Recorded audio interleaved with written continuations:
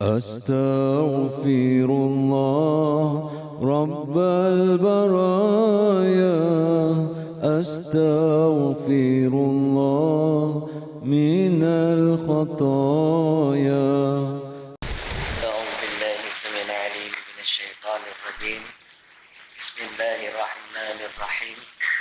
إلى حضرة النبي محمد المصطفى رسول الله صلى الله عليه وسلم وآله الكرام وصحبه العظام، ثم خصوصا لمؤلف هذا الكتاب الشيخ حجي سعيد حجي إبراهيم، ثم لمشايخنا ولآبائنا ولأمهاتنا ولجميع المسلمين والمسلمات والمؤمنين والمؤمنات الأحياء منهم والأموات. كرام الفاتحة. أعوذ بالله من الشيطان الرجيم. بسم الله الرحمن الرحيم. الحمد لله رب العالمين، الرحمن الرحيم، مالك يوم الدين، إياك نعبد وإياك نستعين، اهدنا الصراط المستقيم، صراط الذين أنعمت عليهم غير المغضوب عليهم ولا الضالين.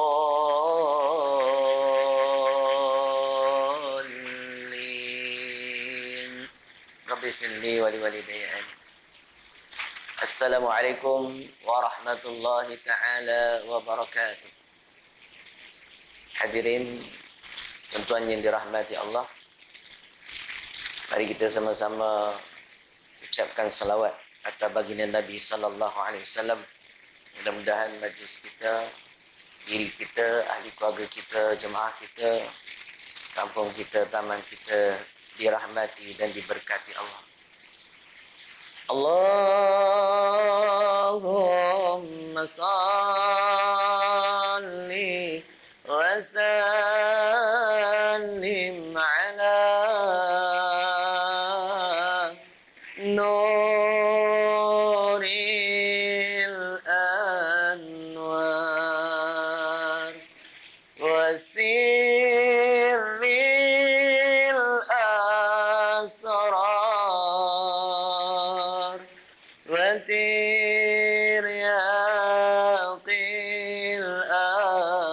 الأخيار ومفتاح باب اليسار سيدنا ومولانا محمد المختار وآله الأطهار وأصحابه الأخيار عدد نعم الله وإفضاله. اللهم صل وسلم وبارك عليه. Alhamdulillahi Rabbil Alamin, wabihi nasta'in, wala hawla wala quwwata illa billahil aliyyil azim. Allahumma salli wa sallim ala sayyidil mursalin wa ala alihi wa ashabihi ajma'in, amma ba'du. Muka surat 3. Islam sesuai dengan fitrah manusia. Qala musannif, Islam adalah agama yang samawi, yakni yang bangsa langit. Kenapa dia kata Islam agama samawi? Kerana undang-undang Allah Ta'ala, iaitu Al-Quran, wahyu Allah, adalah sumber dalam ilmu pengetahuan tentang Islam. Ianya diturunkan oleh Allah Ta'ala daripada Lauh Mahfuz. Ya, Lauh Mahfuz tu di alam malakut a'la, turun sampai kepada di langit dunia, di Baitul Izzah. Kemudian diturunkan pula mengikut asbabun nuzul bagi sesuatu perkara pada baginda Nabi SAW. Maka dengan sebab itu dipanggil agama samawi. Dia bukan membawa maksud yang agama ni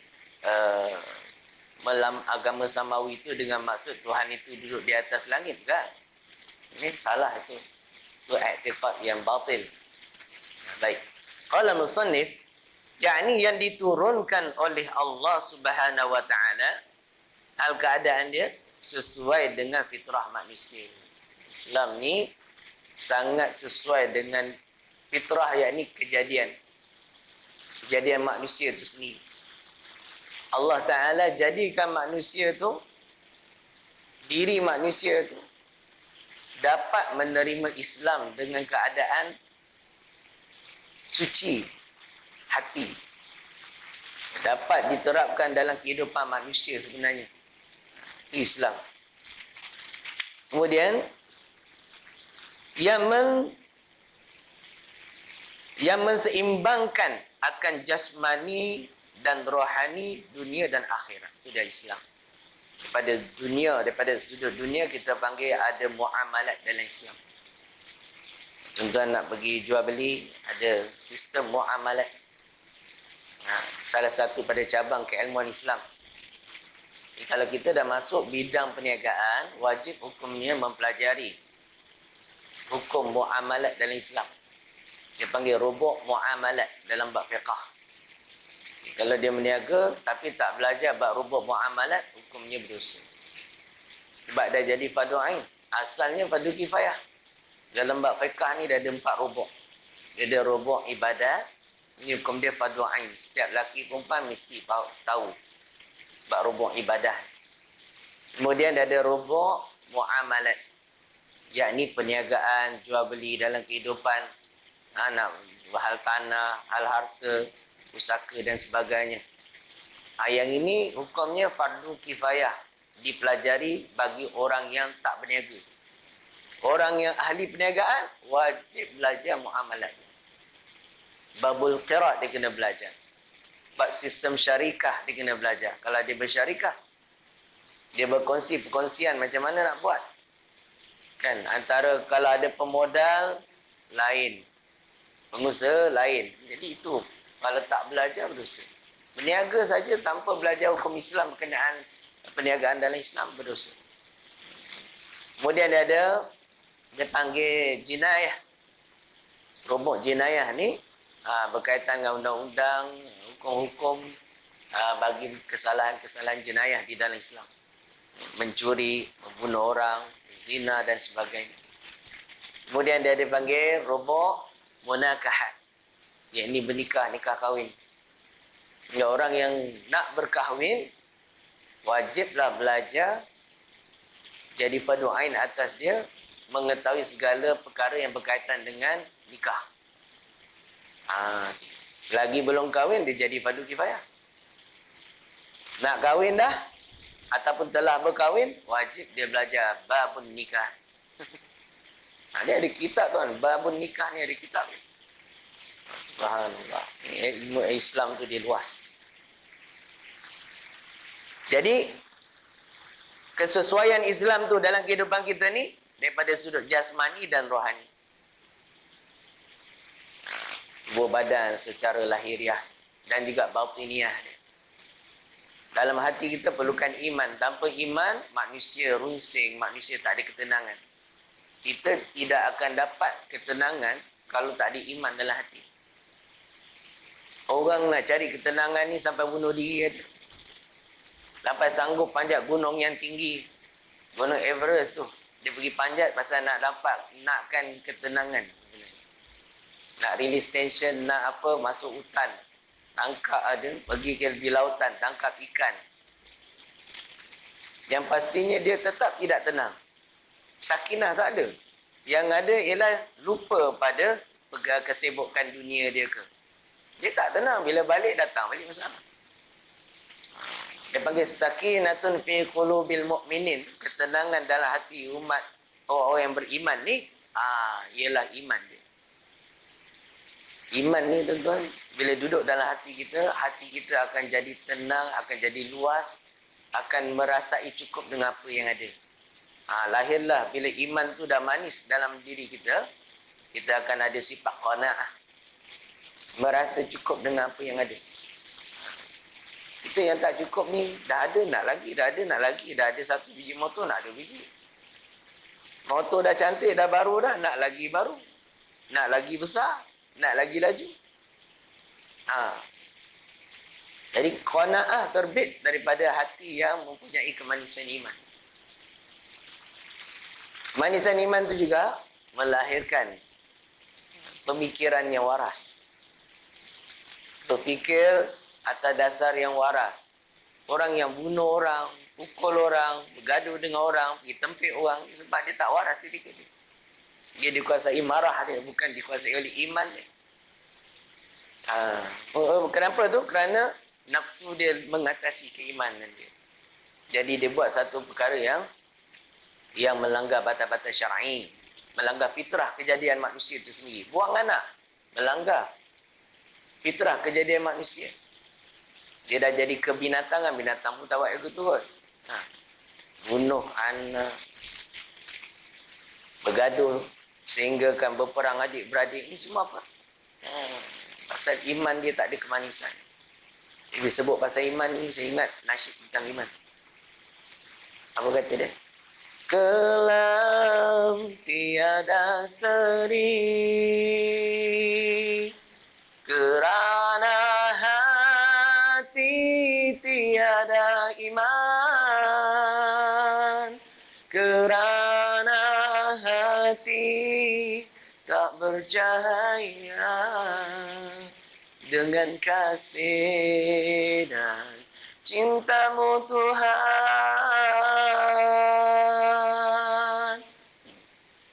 Dia tak dapat kasih sayang cinta kepada Allah tu tak ada dalam hati dia.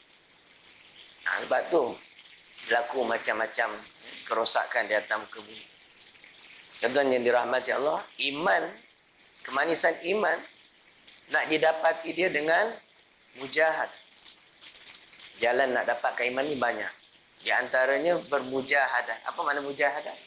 Bersungguh-sungguh membersihkan hati daripada gangguan iblis syaitan dan juga menuruti hawa nafsu. So, mujahadah bersungguh-sungguh lawan hawa nafsu dia sehinggakan dia dapat mengikuti iman. Bermujahadah bersungguh-sungguh di dalam menyebarkan agama Allah, dipanggil dakwah. Tuan-tuan keluar berdakwah, tak kira kaedah bagaimana tuan-tuan berdakwah, asalkan dia berbetulan dengan sunnah Nabi SAW, dia akan melahirkan kemanisan iman. Bangun malam, 2/3 malam bangun, bertahajud, akan merasai kemanisan iman. Kalau tak bangun malam, tak dapat rasa kemanisan iman. Macam mana tahu tanda orang itu dapat rasa manis iman ke tidak? Solatnya khusyuk.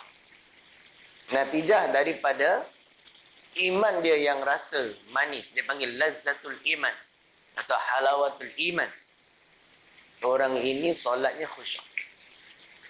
Jadi selagi solat kita belum khusyuk, selagi itu sebenarnya kita belum merasai kemanisan iman. Tuan yang dirahmati Allah. Ya? Baik. Islam tidak hanya menyuruh umatnya beramal untuk akhirat semata-mata dan berusaha untuk hidup di dunia saja, malahan selaku umat Islam hendaklah menseimbangkan akan tuntutan jasmani dan tuntutan rohani dunia dan akhirat. Iaitu selepas mengerjakan sembahyang, hendaklah pula mencari kehidupan untuk hidup di dunia. Jadi Islam tu dia sempurna. Dia bukan suruh kita ni jadi orang miskin, tak.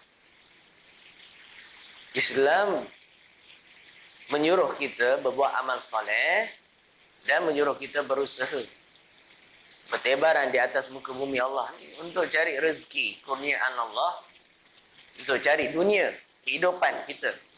Yang mana kehidupan dunia tu tadi tidak sampai melalaikan diri kita daripada mengingati Allah.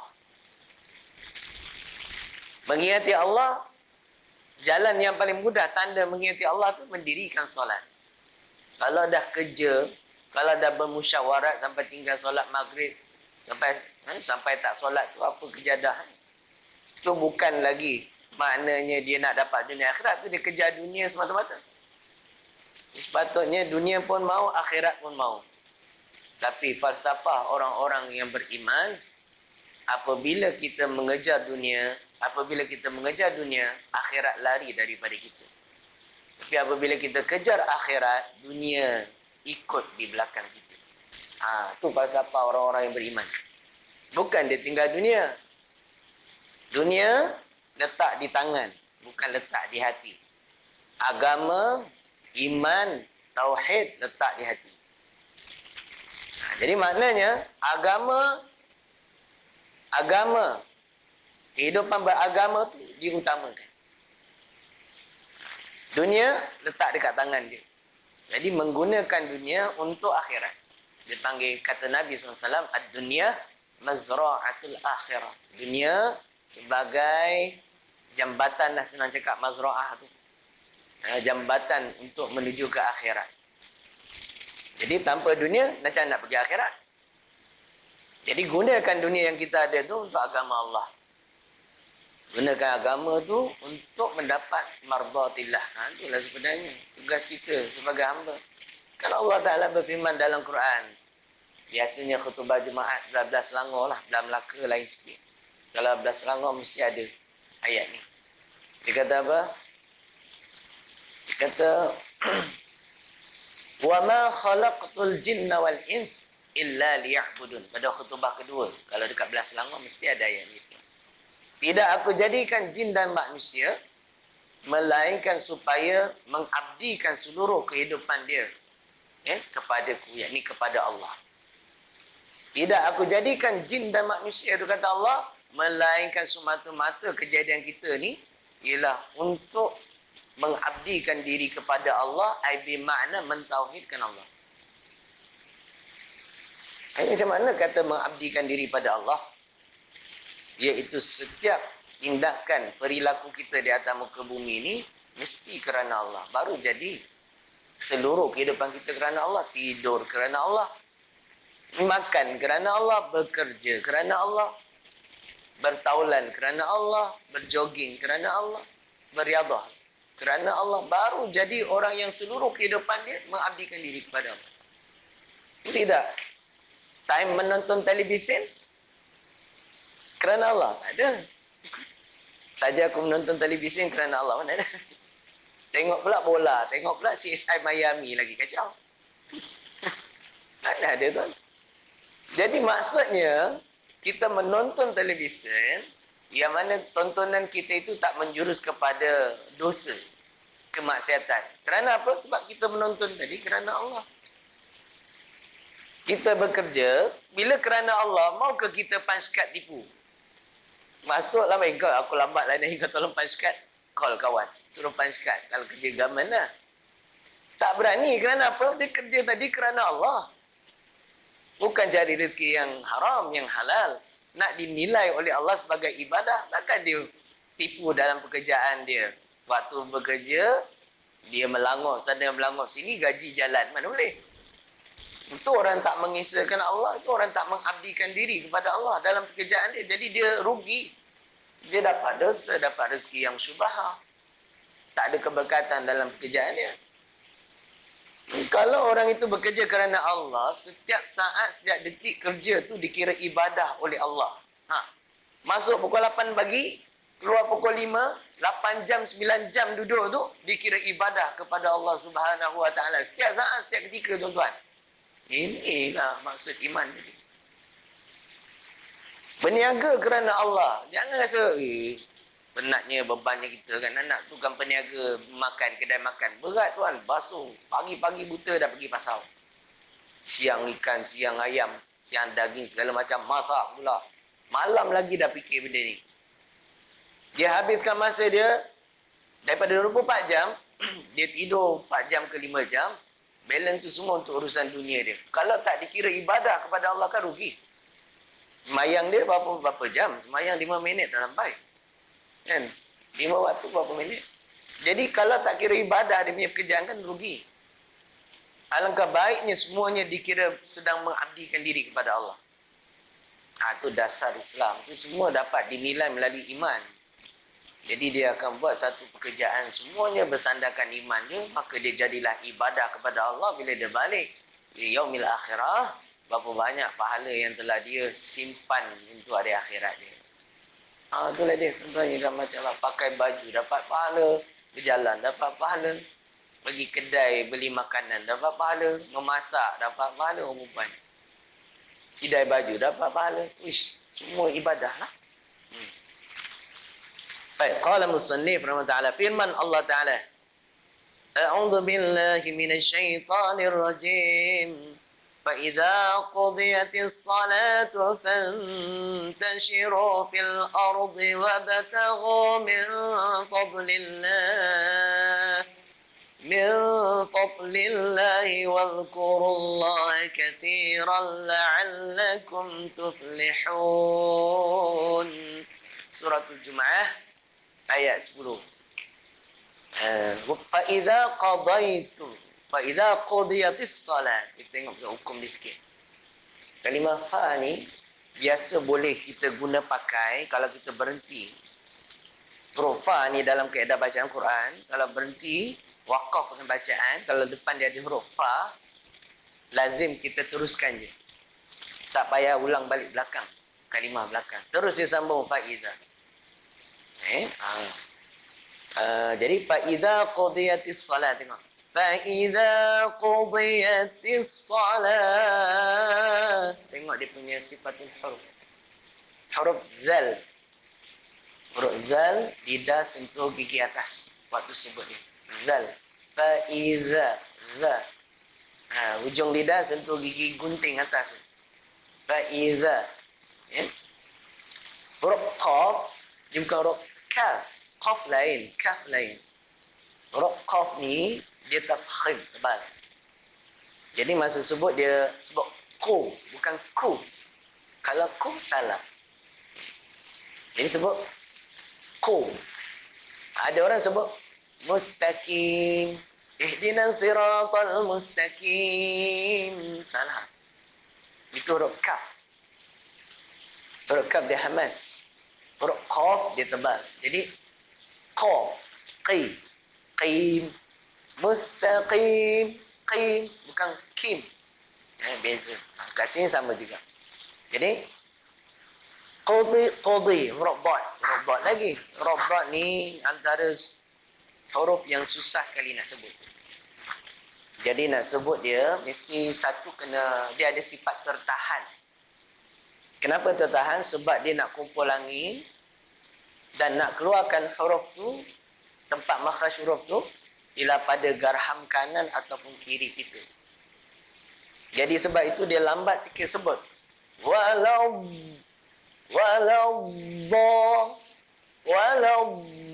angin keluar kat sini, dia bukan kat walau bunyi lebih kurang tapi salah. Kalau sebut walau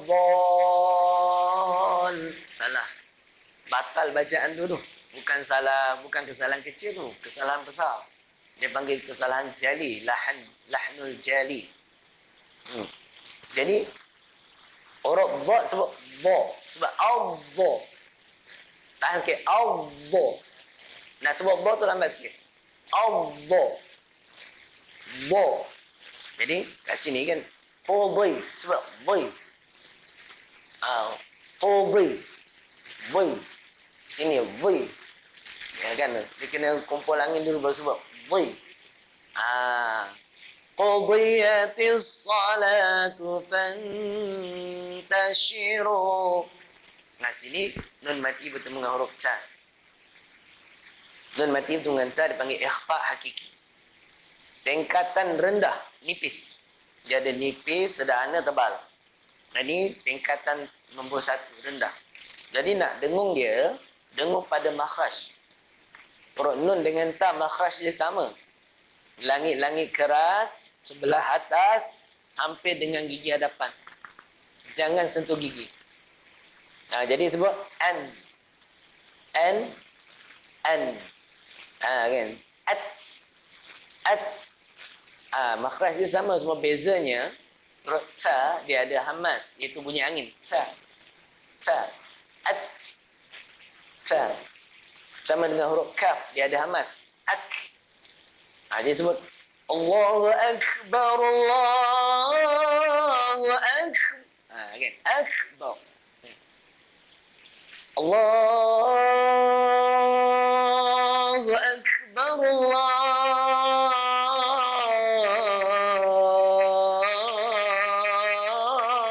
Akbar.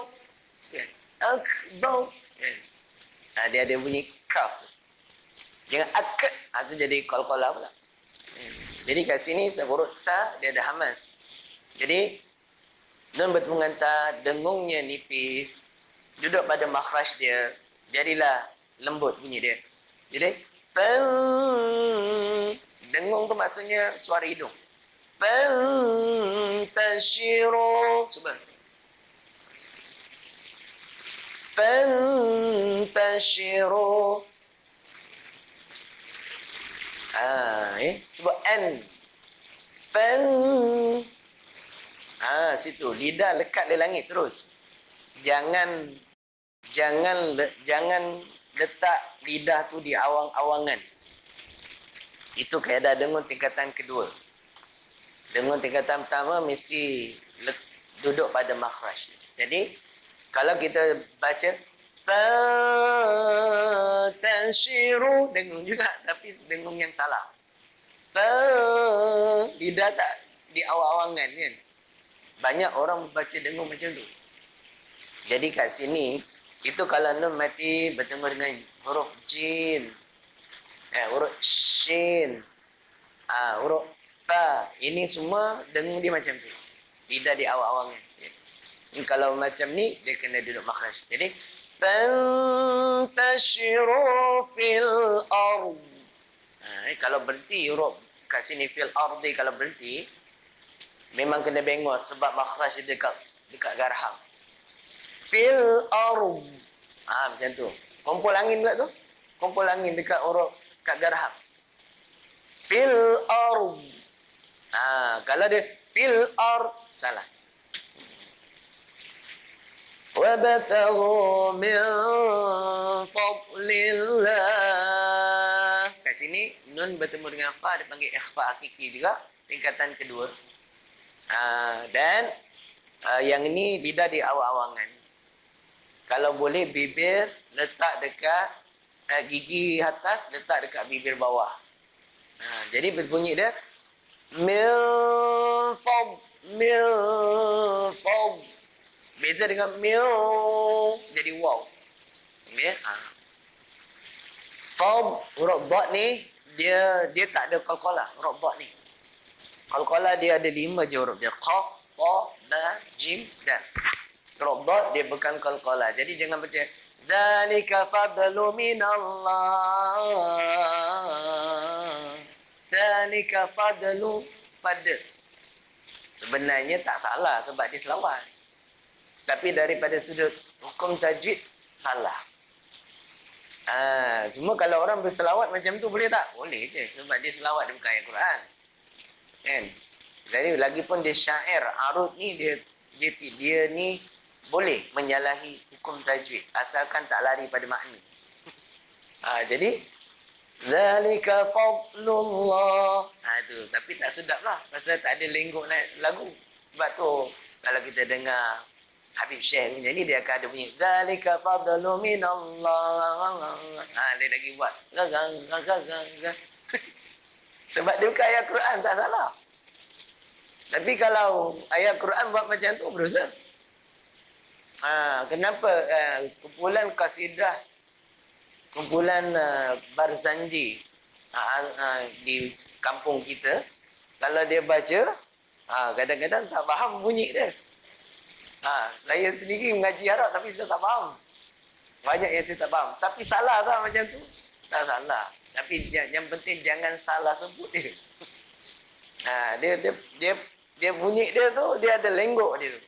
Oleh kerana dia tu syair, harus yang demikian tu, tapi jangan sampai berubah makna. Berubah makna, nanti jadi lain kan. Baik.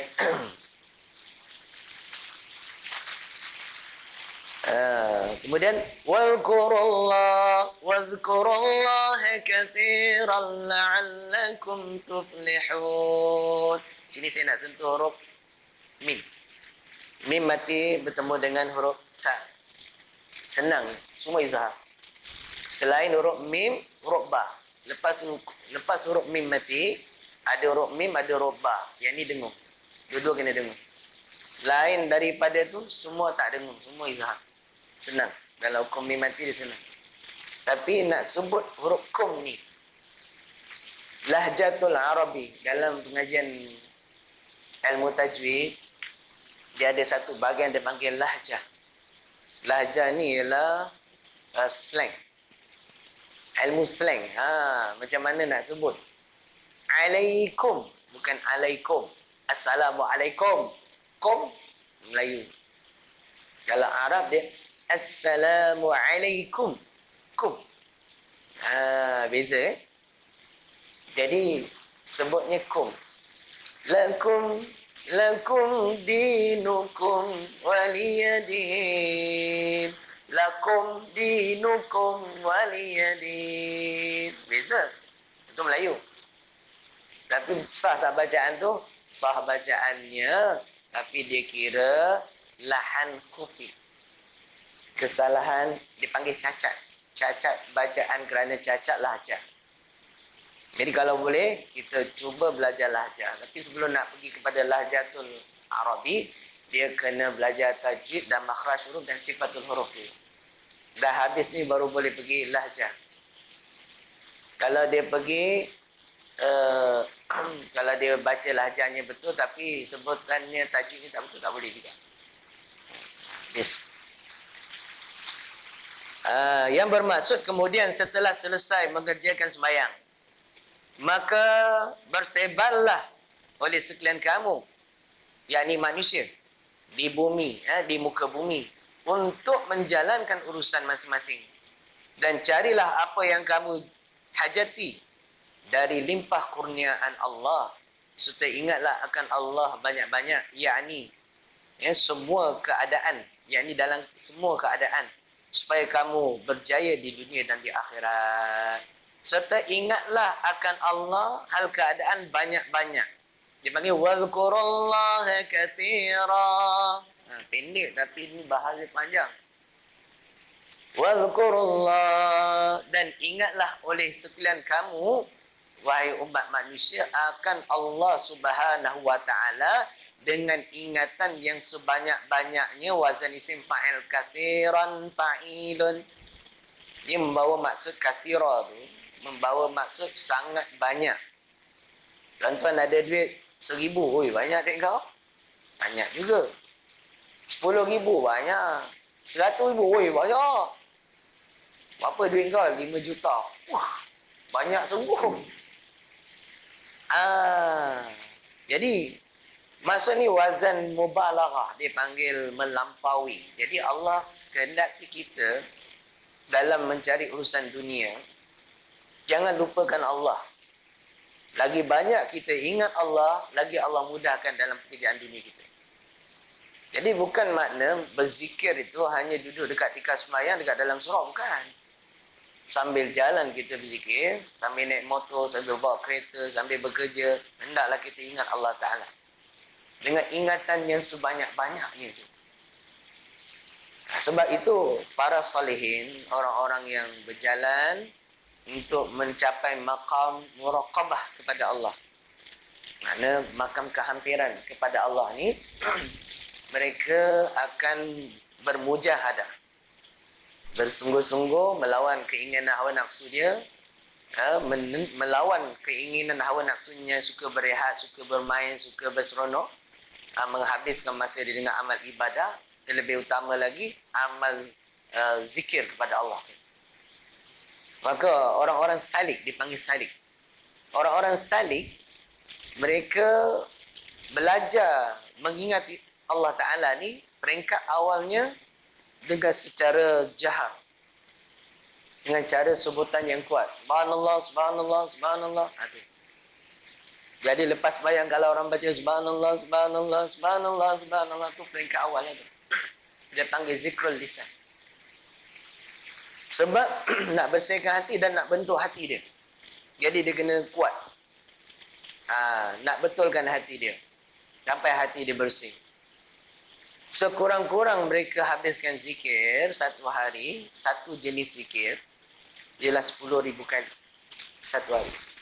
Satu jenis zikir, 10,000 kali. Bukan 100 tuan. Kita lepas main 30.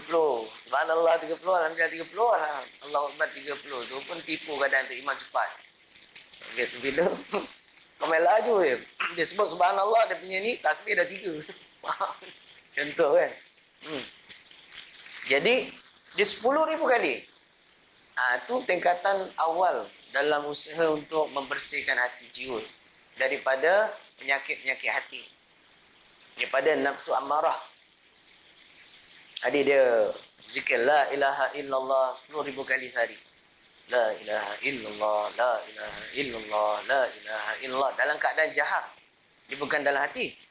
Sebab dia tingkatan awal. Dia belum masuk zikrul qalbi. Maknanya dia mesti bersuara. Sambil bersuara, hati sebab tepat kepada Allah. Hati juga ikut apa yang disebut. Dia kena 10,000 kali. Macam mana tuan-tuan? Habislah tak kojor.